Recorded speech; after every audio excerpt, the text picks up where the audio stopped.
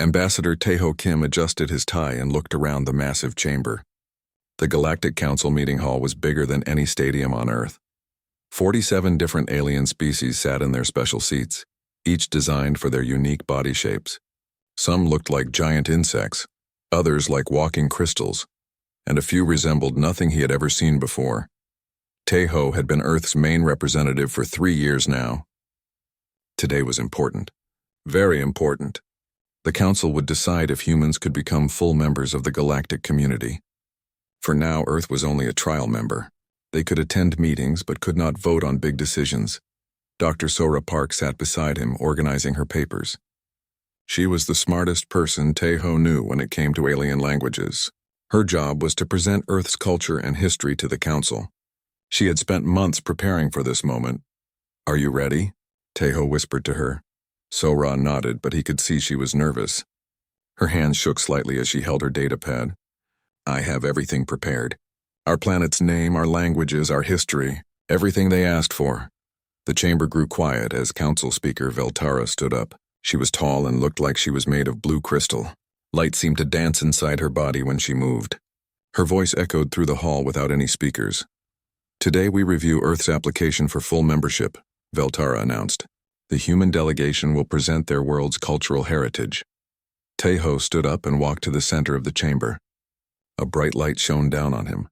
Hundreds of alien eyes watched his every move. Some aliens had dozens of eyes. Others had none that he could see. "Honored council members," Taeho began, "I am Ambassador Taeho Kim. I speak for all humans today. We are grateful for this chance to join your community." He gestured to Sora, who walked forward carrying her equipment.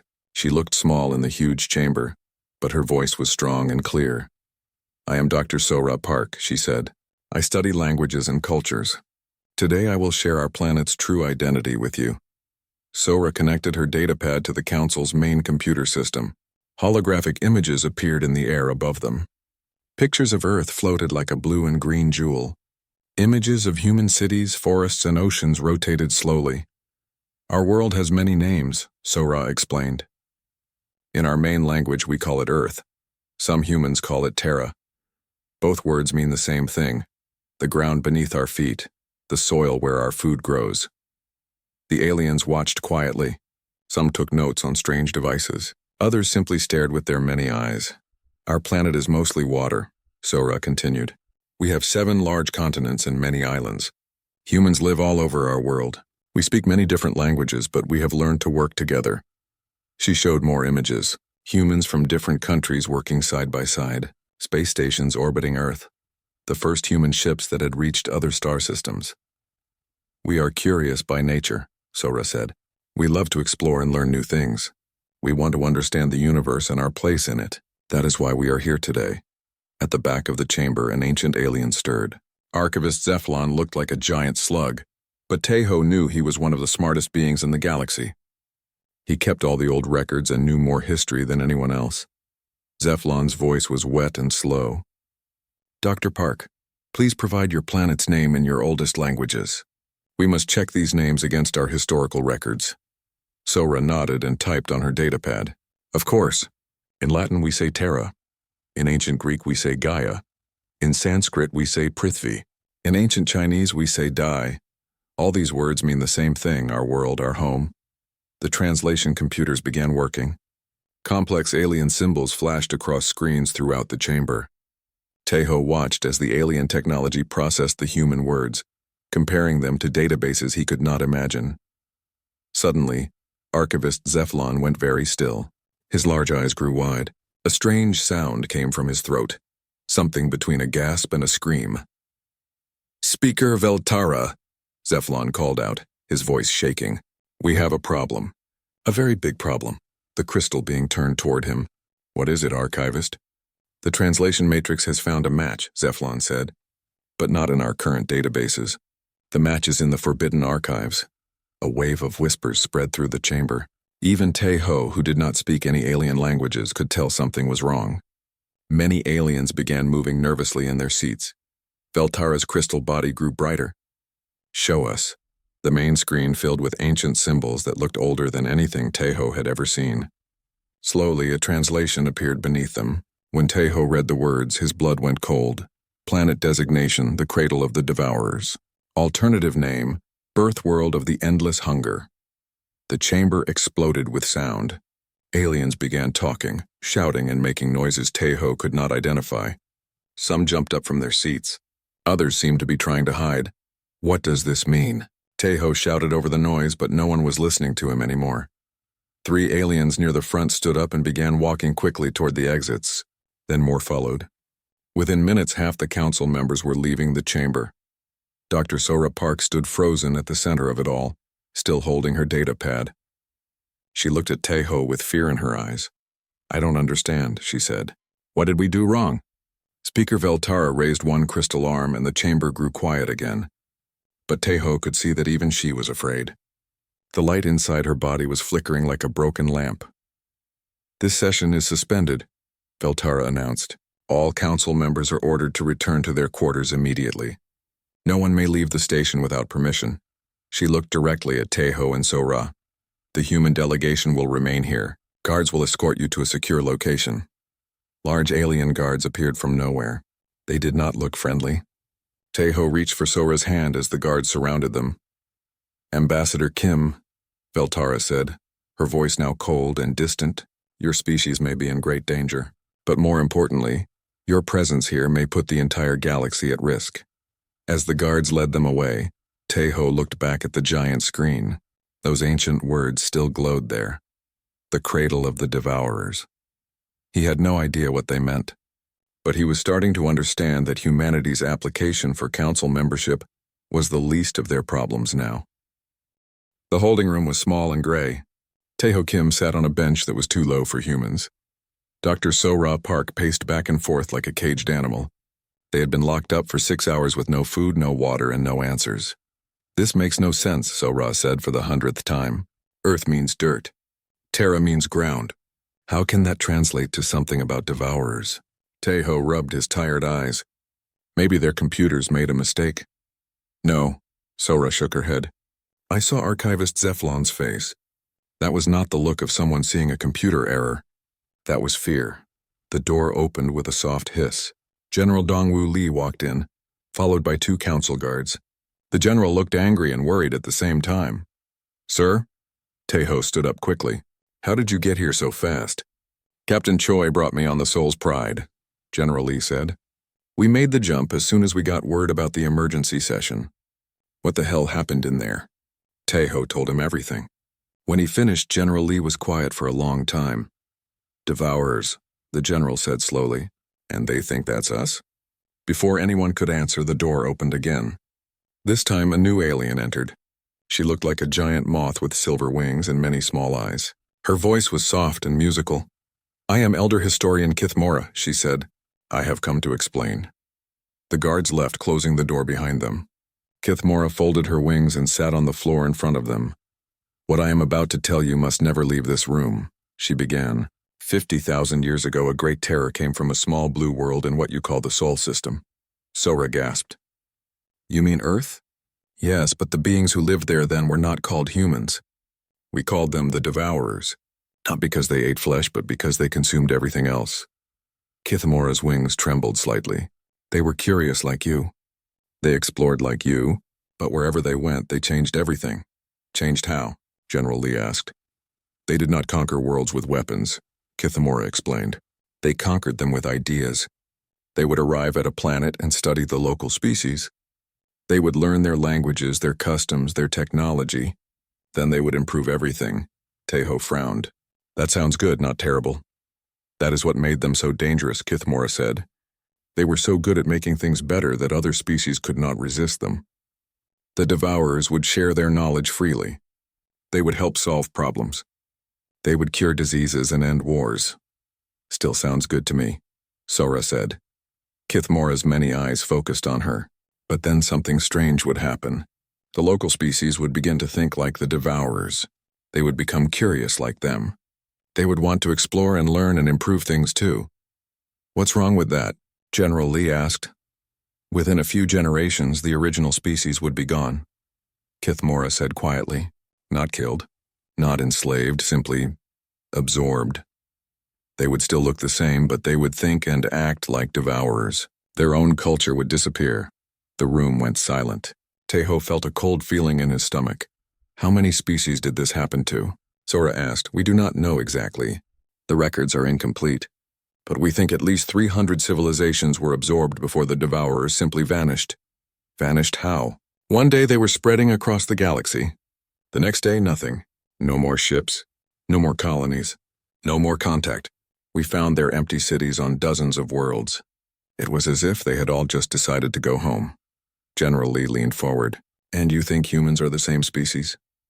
Your planet's true name in the ancient tongue is the same, Kithmora said. Your behavior patterns match the old records exactly.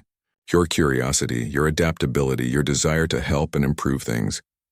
But we're not absorbing anyone, Teho protested. Kithmora was quiet for a moment. Then she said, Are you certain of that?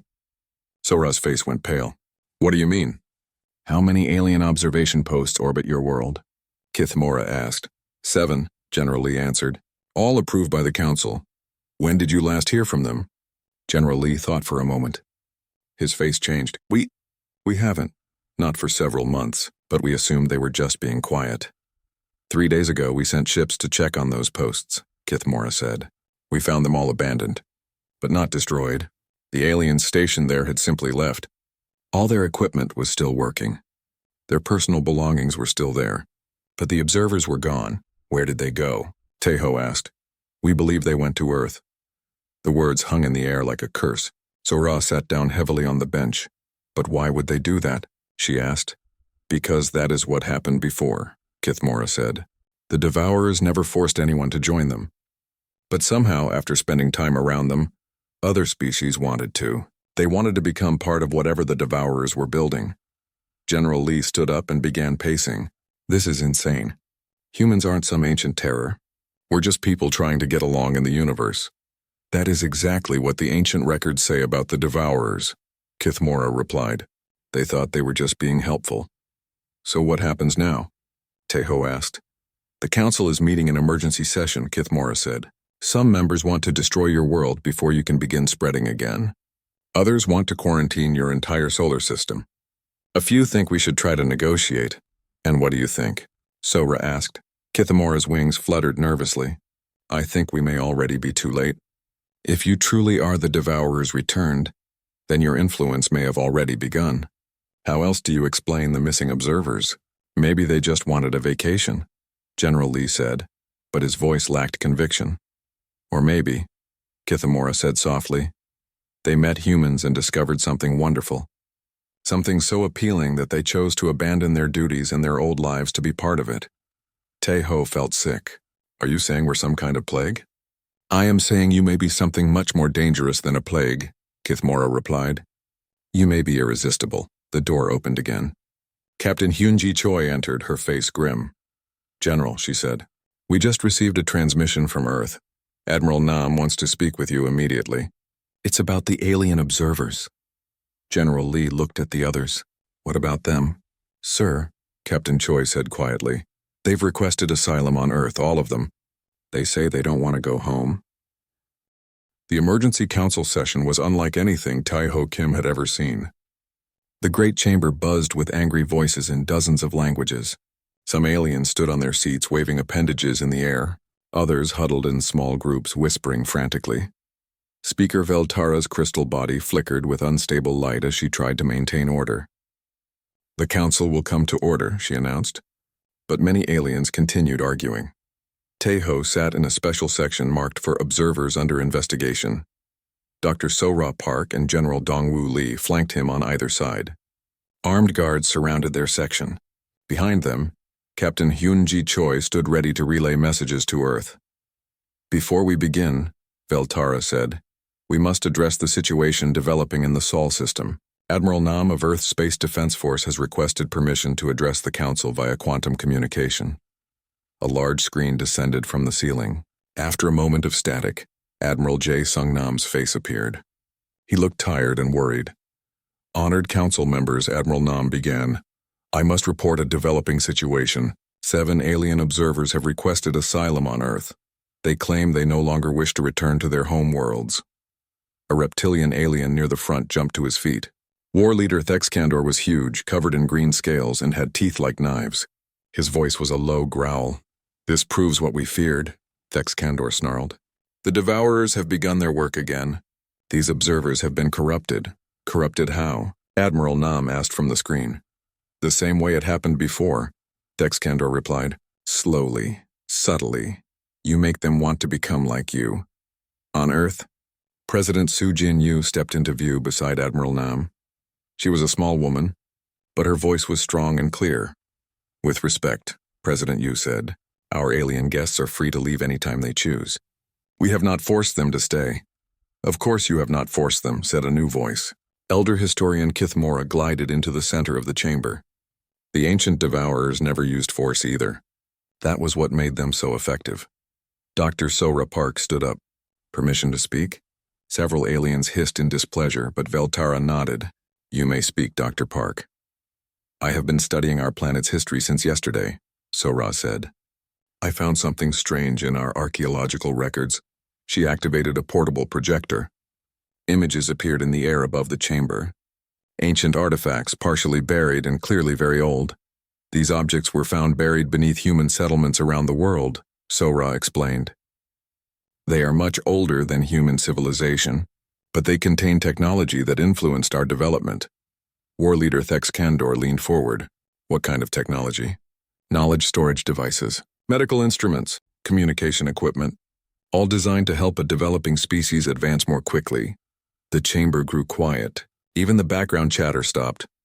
"Are you saying," Veltara asked slowly, "that someone helped your species develop?" "I think so," Sora replied. "But here is the strange part. The technology is not alien. It is human.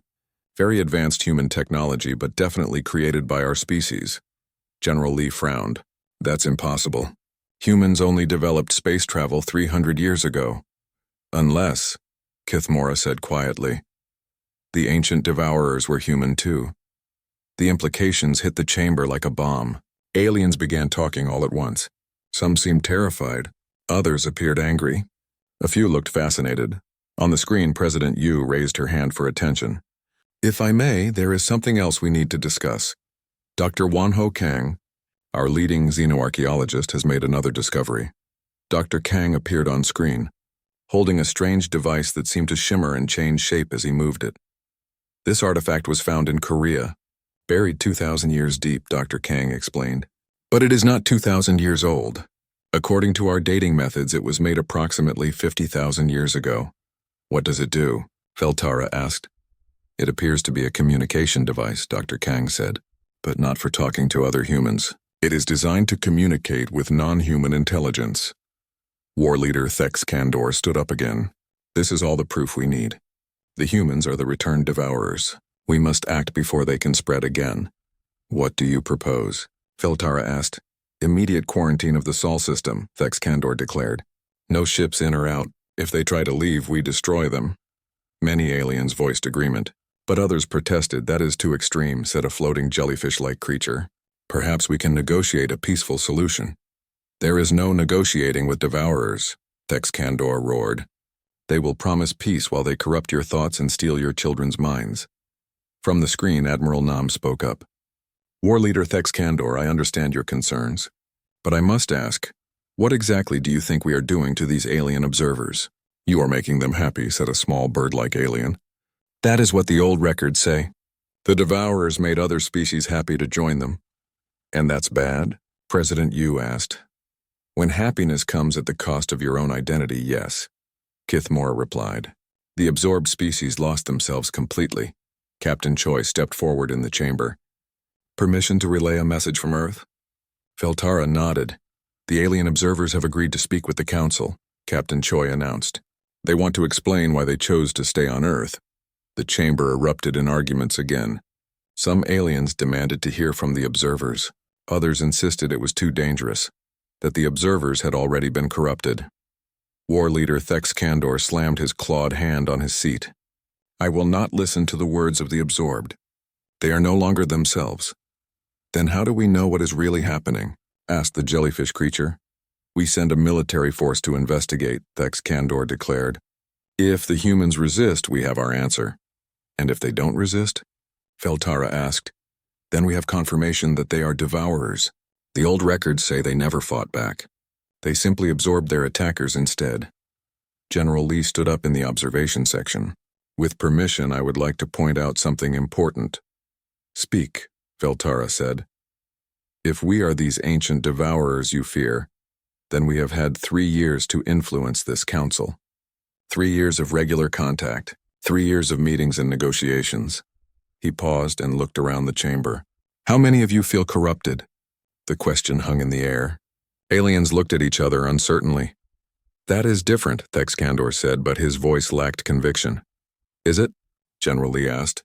Or is it possible that you are afraid of something that does not exist? The observers requested asylum, Kithmora pointed out. That proves the effect is real. Or, Dr. Sora Park said, it proves that some beings genuinely like human culture and want to be part of it. What is the difference? Asked the bird-like alien. Sora thought for a moment. The difference is choice. If we force people to change, that is corruption. If they choose to change because they find something better, that is growth. War Leader Thexkandor's eyes narrowed. Pretty words, Devourer. But the result is the same. Other species disappear. Only if they choose to, Tejo said, speaking for the first time. And maybe that choice should be theirs to make. The chamber fell silent. On the screen, President Yu nodded approvingly. The question before us, Veltara said finally, is whether humanity represents a threat to be destroyed or an opportunity to be explored. I vote for destruction, Thexkandor declared. I vote for investigation, said the jellyfish creature. One by one, other aliens began stating their positions. The council was dividing into 3 clear factions, those who wanted to destroy humanity, those who wanted to study them, and those who wanted to work with them. As the debate raged on, Tejo realized that humanity's fate would not be decided by evidence or logic. It would be decided by fear, hope, and the courage to embrace the unknown. Dr. Heiwan Shin had not slept in 36 hours. She stood in her laboratory on Earth, staring at readings that should have been impossible. Around her, quantum field detectors hummed and clicked, measuring something that had never been detected before. Admiral Nam, she called to the communication screen. You need to see this. Admiral Nam's tired face appeared on the monitor. Behind him, President Yu and Dr. Kang waited anxiously. What have you found, Dr. Shin? The Admiral asked. Something that explains everything, she replied, pulling up her data on the main screen. For the past week, I have been studying the alien observers who requested asylum. I wanted to understand why they chose to stay, and they are all surrounded by a quantum field that I have never seen before. But when I tested human subjects, I found the same field. President Yu stepped closer to the screen. What kind of field? It appears to enhance empathy and cooperation between different species, Dr. Shin explained. When aliens spend time around humans, this field gradually influences their brain chemistry. You mean we're controlling their minds? Dr. Kang asked, horrified. No, Dr. Shin shook her head. It is not control. The field does not force anyone to do anything. It simply makes them more open to understanding and connection. Admiral Nam frowned. But the result is the same. They want to stay with us. Because they genuinely enjoy our company, Dr. Shin said. The field does not create false emotions. It removes barriers that prevent true understanding between species. On the space station, Commander Bora Im was having her own discoveries. She had been trying to contact the alien observers on Earth when her communication equipment picked up something unexpected. This is Commander Im calling Earth Control, she said into her headset. I am detecting an unknown signal coming from the Sol system. What kind of signal? Came the reply. It appears to be a response to my communication attempts. But it is not coming from any human facility. The signal grew stronger. Commander Im adjusted her equipment, trying to isolate the source. Slowly a voice emerged from the static. But it was not one voice. It was many voices speaking together. We greet you, children of Earth, the collective voice said. We have been waiting for you to return. Commander Im nearly dropped her headset. Who is this? How are you accessing this frequency? We are what you call the collective voice. We speak for those who chose to join the ancient devourers. We have been watching your species grow and develop. Where are you? We are everywhere and nowhere. We exist in the spaces between worlds, in the quantum fields that connect all consciousness. Commander Im activated her recording equipment. This conversation would change everything. Are you aliens? She asked. We were once many different species, the collective voice replied. Now we are something new. Something that combines the best of all who chose to join us. The Council thinks the Devourers destroyed other species. The Council fears what it does not understand. The ancient Devourers offered a choice. Some species chose to remain as they were. Others chose to become part of something greater. And what happened to those who chose to join? They became us. Their knowledge, their culture, their unique perspectives, all preserved and enhanced. They did not disappear. They evolved. Back on Earth, Dr. Shin was making another breakthrough. Her quantum field measurements had detected something extraordinary. Admiral, she called urgently. The field around humans, it is not natural. What do you mean? I mean someone created it. The field has a specific pattern, like a signature. It was designed. President Yu joined Admiral Nam at the screen. Designed by whom? By humans, Dr. Shin said. But humans from 50,000 years ago. The same ones who left those buried artifacts. Dr. Kang looked confused. Are you saying ancient humans created this field and somehow passed it down to us? I think the field is self-perpetuating, Dr. Shin explained. Each generation of humans maintains it unconsciously and passes it to the next generation. But why would ancient humans create such a thing? President Yu asked. Before Dr. Shin could answer, her equipment detected a new signal. The same signal Commander Im was receiving on the space station. This is the collective voice, came the harmonious sound from her speakers. We will answer your questions. Dr. Shin stared at her equipment in amazement. How are you accessing our communications? We exist partially in quantum space, the collective voice replied. Your species' quantum field allows us to communicate with you. Are you the absorbed species from the ancient records? Admiral Nam asked. We are their descendants and their legacy. When the ancient Devourers offered the choice to evolve, many species accepted. We are the result of that choice. What happened to the original Devourers? President Yu asked. They did what all Devourers do when their work is complete. They went home to wait for the next cycle. Next cycle? Every 50,000 years the galaxy faces stagnation. Civilizations grow old and stop advancing. Wars increase. Progress halts. The Devourer effect is nature's way of preventing galactic collapse. Dr. Shin leaned closer to her microphone. Are you saying this is natural? The quantum field that creates Devourers appears naturally in developing species during times of galactic need. Your species developed it because the galaxy needs unity now. But the Council is afraid of us, Admiral Nam pointed out. Fear is natural when facing change, the collective voice replied. But the choice remains the same as it always has. Species can join the evolution voluntarily, remain independent, or try to stop the cycle completely. What happens if they try to stop it? The same thing that always happens when civilizations refuse to adapt. They stagnate and eventually disappear on their own. On the space station, Commander Im asked the question everyone was thinking. What do you want from us? We want nothing, the collective voice replied. We offer everything. The knowledge and wisdom of hundreds of species. Technologies beyond imagination.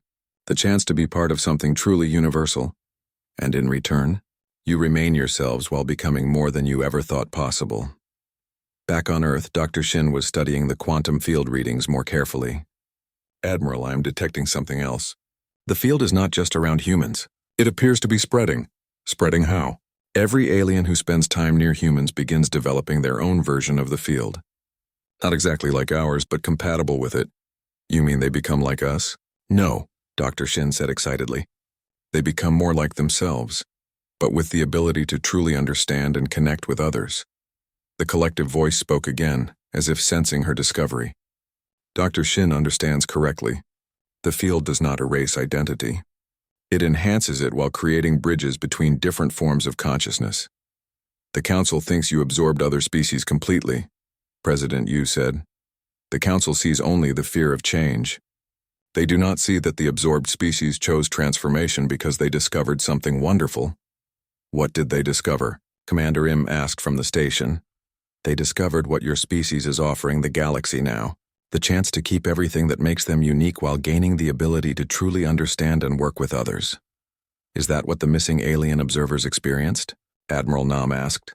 They experienced what it feels like to be part of a community without barriers. They felt the joy of understanding and being understood completely. They chose to stay because they found something they never knew they were missing. Dr. Shin looked at her readings again. The quantum field was indeed spreading, but slowly and gently. It was not forcing itself on anyone. It was simply making itself available to those who wanted to experience deeper connection. The council must decide soon, the collective voice said. The galaxy grows more unstable each day. Wars increase, trade decreases, trust disappears. Without the devourer effect, all current civilizations will collapse within 1,000 years. And with it? President Yu asked. With it, they can choose to evolve into something that preserves their best qualities while discarding their limitations. Or they can choose to remain as they are. That choice will always exist. But those who choose evolution will eventually surpass those who do not. That is simply the nature of growth. As the conversation continued, one thing became clear to everyone listening. Humanity was not a threat returning from the past. They were a gift offering a path to the future. 3 months after the first emergency session, the Galactic Council chamber looked very different. Half the seats remained empty. Some species had withdrawn from the council entirely, too afraid to remain. Others had sent new representatives specifically chosen for their open minds. Consul Minseo Ryu stood at the center of the chamber, wearing the blue and white uniform of Earth's new Galactic Integration Department. Beside her, elder stateswoman Ji Uno sat in a special chair, her aged face calm and wise. Honored council members, Consul Ryu began. Today we present the results of the Voluntary Integration Program. The main screen came alive with images from dozens of worlds. Humans and aliens working side by side in laboratories, hospitals, and construction sites. Children of different species playing together in parks. Scientists sharing discoveries that neither could have made alone. 6 species volunteered to participate in controlled integration. Consul Ryu explained. The Malari, who were facing extinction due to a genetic plague. The Keth, whose home star was dying. The Yilon, who had been unable to advance beyond primitive technology for thousands of years. War leader Thex Kandor, one of the few original council members still attending, stood up. And what happened to them? They remained themselves, came a new voice. A Malari representative floated into the chamber. Her people looked like living flowers, but now she glowed with inner light that had never existed before. I am Petal of Morning Light, she said in perfect galactic standard. I speak for my people. You have been corrupted, Thex Kandor accused. I have been saved, Petal of Morning Light replied calmly. The genetic plague that was killing my species has been cured. But more than that, we have learned to think in new ways while keeping our flower song traditions. A second alien entered the chamber. This one was tall and gray with large eyes that seemed to hold ancient wisdom. I am Deep Roots in Stone of the Keth, he announced. Our dying star has been stabilized using human quantum technology, combined with our own mineral singing abilities. Both species learned from each other. Speaker Veltara's crystal body pulsed with curiosity. Have you lost your cultural identity? We have expanded it, Deep Roots in Stone replied. We sing the songs of minerals as we always have, but now we can sing to quantum particles as well. We are more Keth than we ever were before. Thex Kandor's voice was skeptical. And you can withdraw from this integration if you choose? Of course, Petal of Morning Light said. 3 of our sister colonies chose to remain unintegrated. They are still our family. We visit them regularly. They remain fully Malari, while we have become Malari plus. Plus what? Asked a small, nervous-looking alien. Plus connection, Deep Roots in Stone answered. Plus understanding. Plus the ability to truly know other species without losing ourselves. Elder stateswoman Ji Un-Oh rose slowly from her chair. At 93 years old, she was the most respected diplomat Earth had ever produced. Honored Council, she began, her voice still strong despite her age. I have lived through humanity's first contact with aliens, our entry into this council, and now this crisis. I have seen fear and hope in equal measure.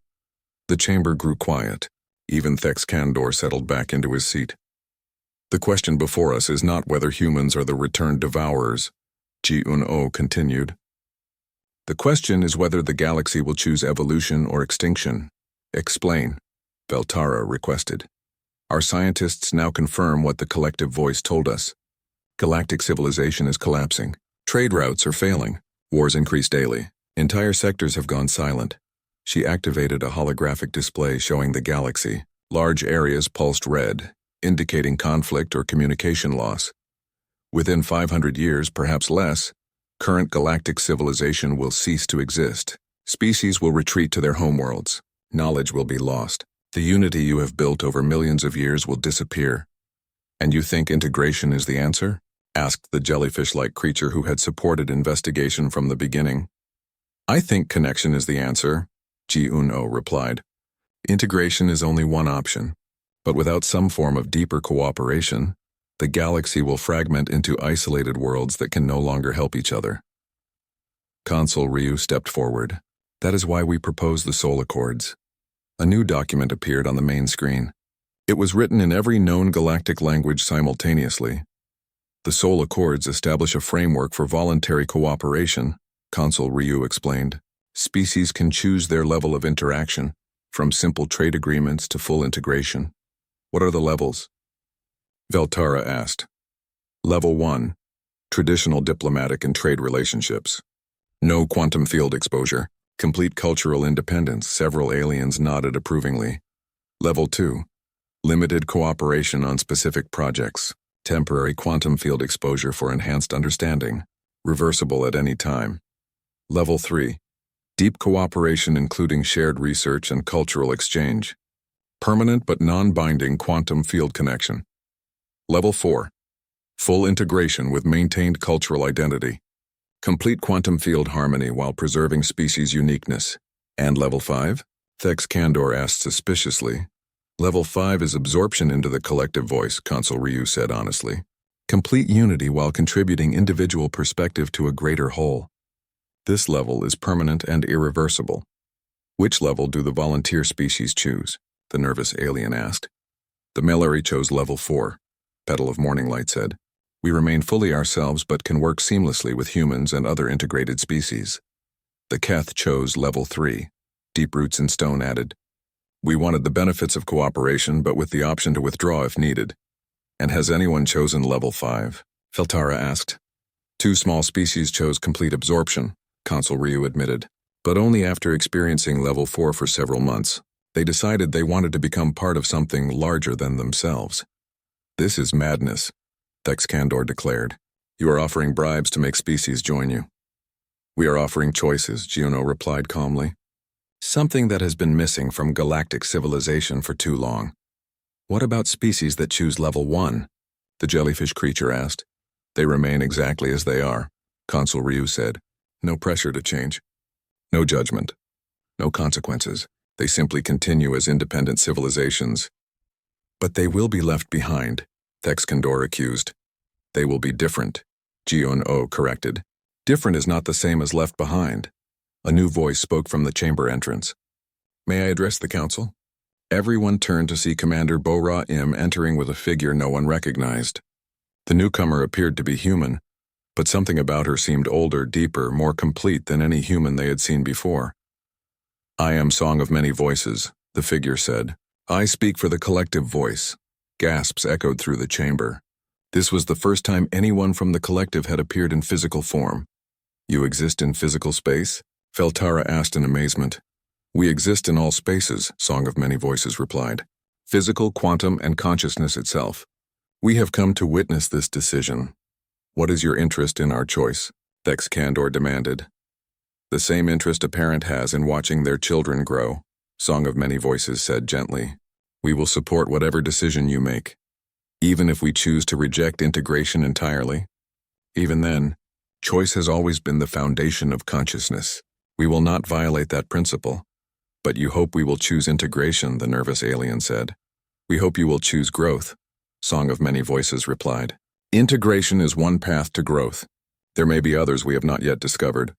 Elder stateswoman Ji-Un-Oh stepped forward one final time. The galaxy stands at a crossroads.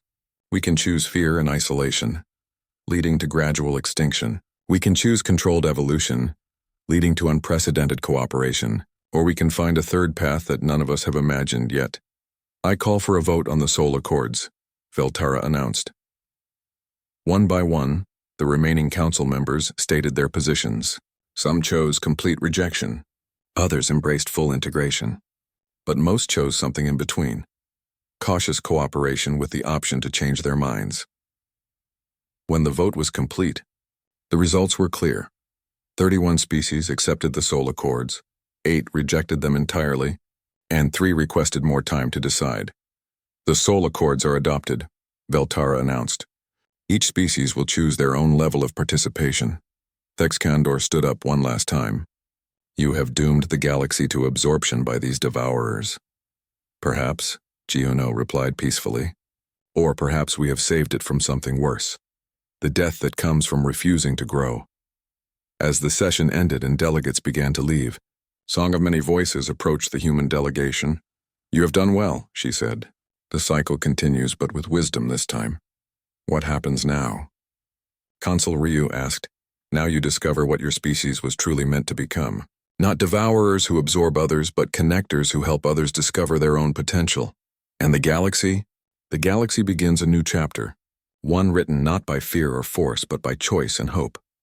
Outside the chamber, species began forming new alliances and planning new cooperative ventures. The age of isolated civilizations was ending. The age of conscious cooperation had begun. Humanity had discovered its true name was not devourers,